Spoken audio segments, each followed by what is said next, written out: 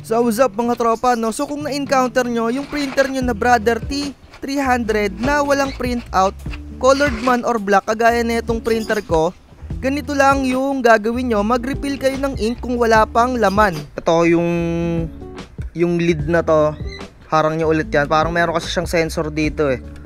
Kaya every time na nagbubukas kayo ng ganito, nababasa sa screen nyo kung nagre-refill kayo ng ink.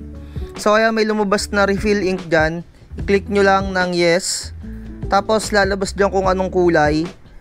Kulay black yung nilagay natin. Dahil yung M magenta, magno-no tayo. Click nyo lang yung baba, pindutin nyo yung baba, yung arrow down.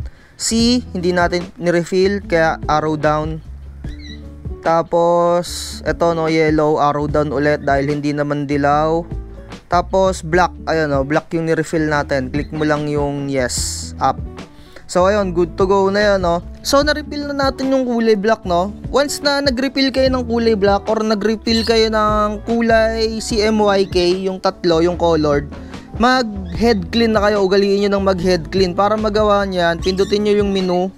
Ito, menu. Tapos click nyo lang yung okay. Ayan, lalabas na yung test print, cleaning, ink flow notice. Dito, ito yung cleaning. Click nyo lang yung okay. Ayan o, ito yung selector. Pwedeng black, pwedeng colored. Ayan o. Or pwedeng lahat. So kung black lang yung i-clean nyo, click nyo lang tong okay. Ayun, napindot ko na yung black. Ay, mag-head clean na yun ng black. Antayin nyo lang yan ng saglit.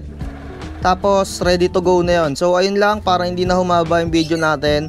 Dito sa video ko na to, itinuro ko sa inyo kung paano mag-head clean ng colored lang at ng black.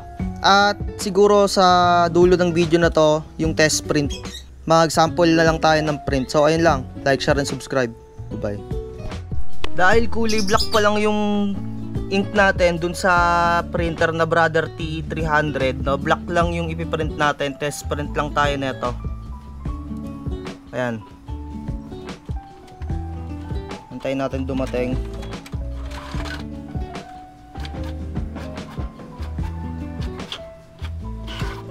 Ayun, so okay na, no? Ito yung pinrint natin. Kasi scratch lang yung ginamit ko. Ayan, no? Okay na yung kulay black nya. So ito, kanina nag-test print din ako ng kulay blue. Ayan. Medyo may kulay pa pero konti na lang kasi, re-refillan lang nila to. So goods to go na yon. Ganun lang kadali i-repair itong printer na to. So okay lang, bye bye.